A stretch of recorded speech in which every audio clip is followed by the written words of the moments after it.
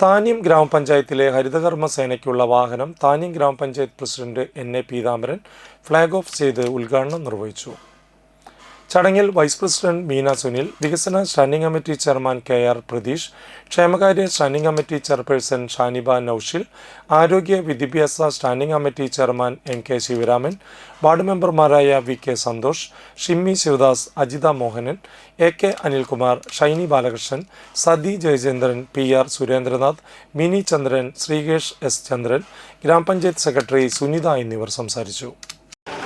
സ്വന്തമായൊരു വാഹനം എന്നത് നമ്മുടെ ഒരു സ്വപ്നമായിരുന്നു.